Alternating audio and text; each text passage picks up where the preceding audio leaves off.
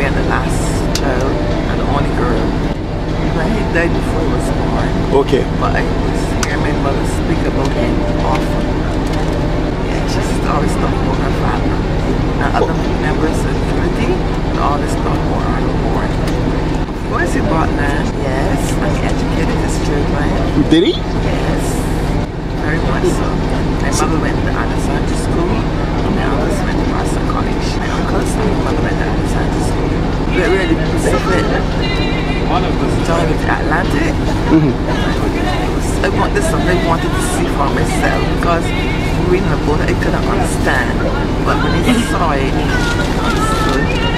At least it meant something to me. Well, I don't want to put you on the spot, but you seem so relaxed there. A lot of people are like you. They don't have a clue how this thing works. Can you attempt to explain what is happening? It's one of the Atlantic was being raised, and it was being lowered to they met each other, and then gravity brought it to one level so that the boats could go through freely, and then that passed it and then back again. That sounds pretty good. That sounds pretty good. I think that would do. Yeah. So I mean, we keep saying that there's not enough recognition for the work. Is there anything you would recommend that either the Barbados government does, Barbadians do, family members, Panamanians? What could be done, do you think, to raise awareness about the Panama Canal experience and our involvement in it?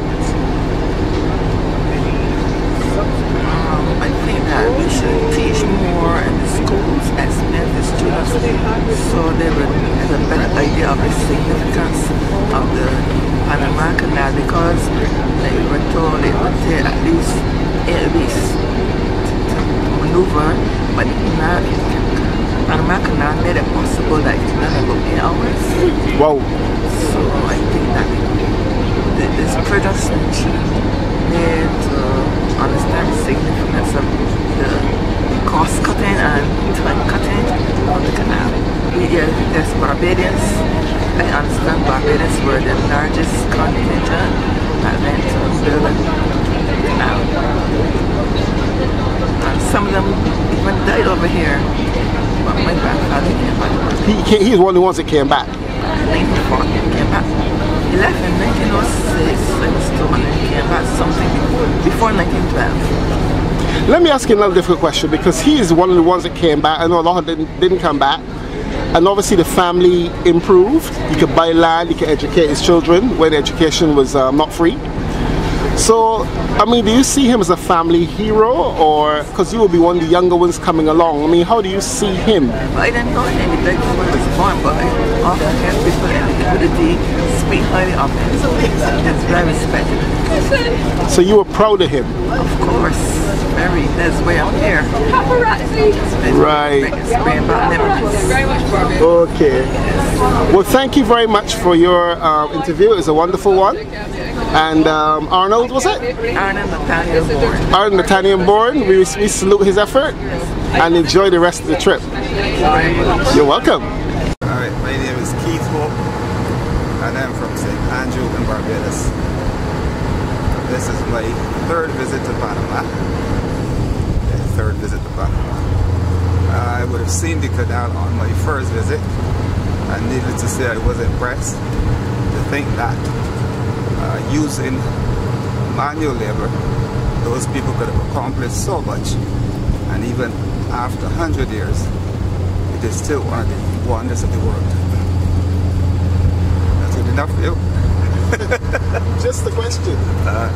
Did you get to eat any Panamanian food or talk to any local Panamanians or even run into any Bajans that are over here? I ran into some Bajans who are over here on the same tour, so to speak, but not that big fair.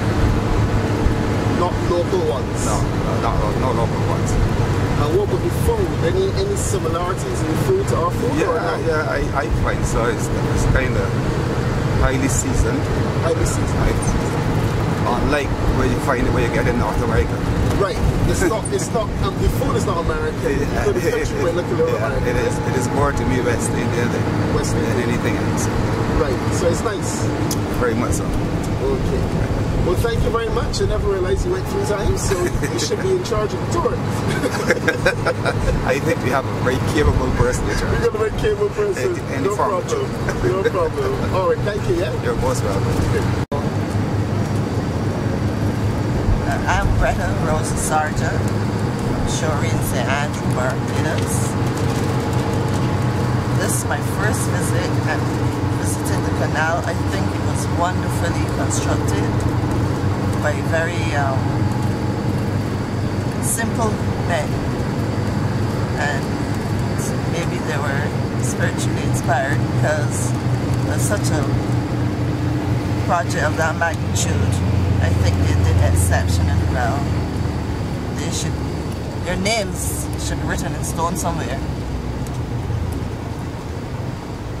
The food is very similar to what I have at home, especially the cassava and pork and stuff, and it's very tasty, but most of the chicken wings and pork and ribs and stuff, very similar, very nice, very tasty. Very tasty. The town, we've been traveling and beautiful sights, dotted with some poverty, but that's everywhere.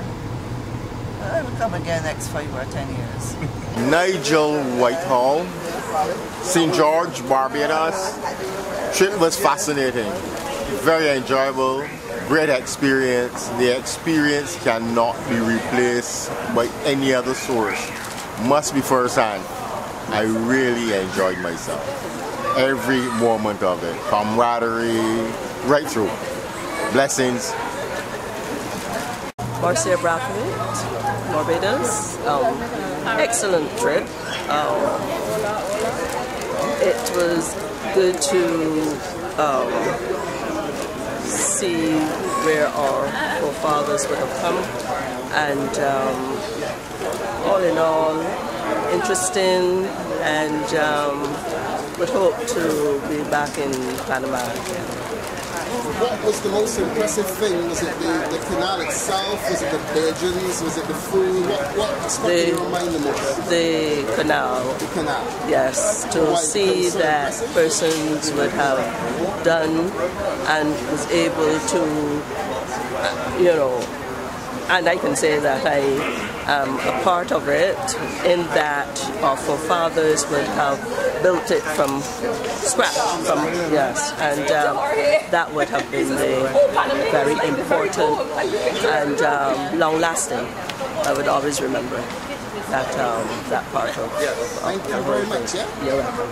My name is Louis de Costa Jordan from Bagatelle Gardens of St. Thomas.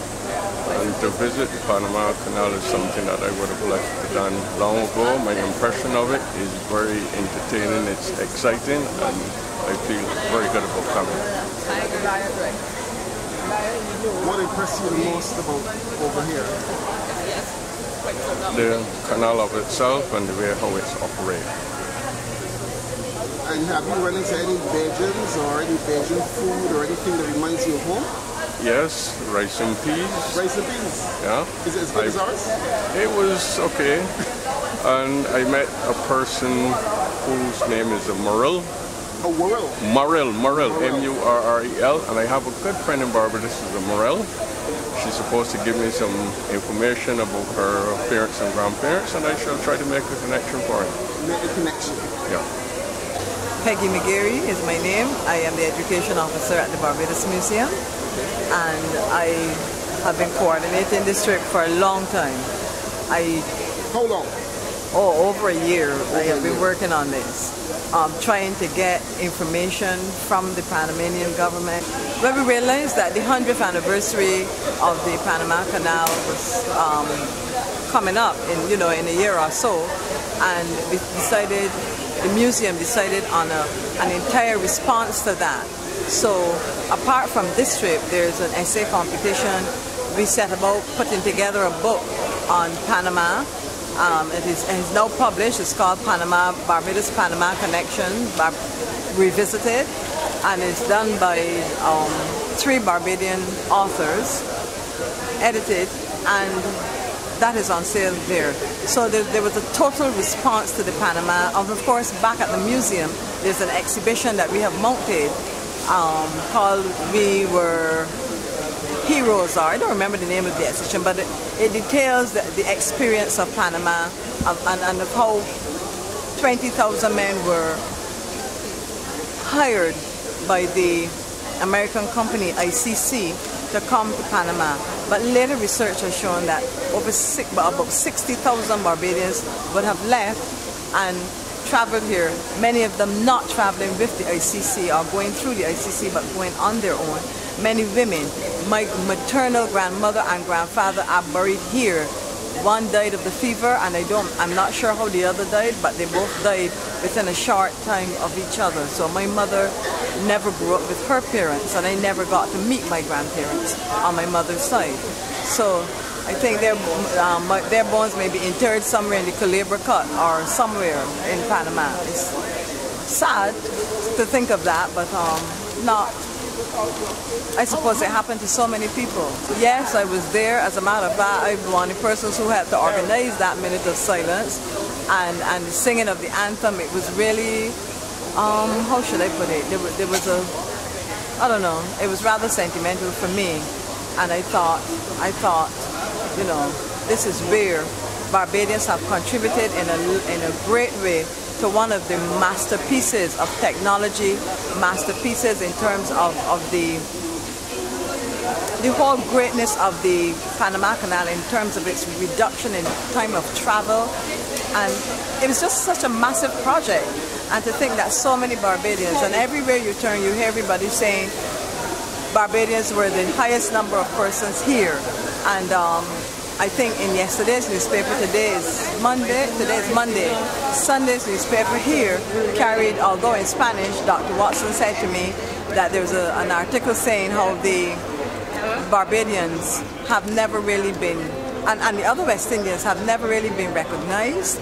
They have neither them nor their families or their descendants, they have never really been properly recognized or given any form of proper recognition is what he said. And I feel very strongly about that. And I also feel very strongly about the fact that even now in Panama, you still cannot find black people in any prominent positions. You go in all of the stores and important places and banks and you don't see black people. And there is this element of discrimination that is still happening here, and it is really sad in the 21st century for this to be happening in Panama. For any part of the world for that matter, because we have made our contribution, and I think it is time that people around the world get up and realize that we are people too. Well, at the Barbados Museum we have certainly tried with our book and with the general information that we have been given to the public, but I think the government in Barbados has, the diaspora conference that we just had has highlighted this problem as well, and trying to get Barbadians in Panama to participate more in our economy, and they're hoping, I think, to have some sort of bilateral arrangement in trade and so on to help uplift the standard of trade and so in Barbados, as well as for some of the people here in the diaspora. You know, it's a hassle to get here. You've got to either go through Miami or through Trinidad. Yeah. So we came through Trinidad, and well, except for the long wait, it was not really too much of a hassle. No, I think, you know, people travel and take 2 and 3 planes to get other places. So I don't think, and it's not very long either. You know, you're not like on flight for 8 hours. It's a short trip. And bear in mind here that our forefathers came standing up on a boat. On a boat, and that's someone right. said, I don't know if this could be verified, that they had to eat the food they brought with them. They were not necessarily fed on the journey. I don't know if that is true, but it is quite. If they were standing up, if they couldn't even provide for them to sit, I don't think they were going to provide food for them either. Well, I think that picture that you have pointed out. Oh yes, the pictures of the Barbadians living on the Ancon. There was standing room only on the deck of the ship. That's right. I don't think they had cabins and beds. No, and it only goes to show that they you know, people were willing to leave Barbados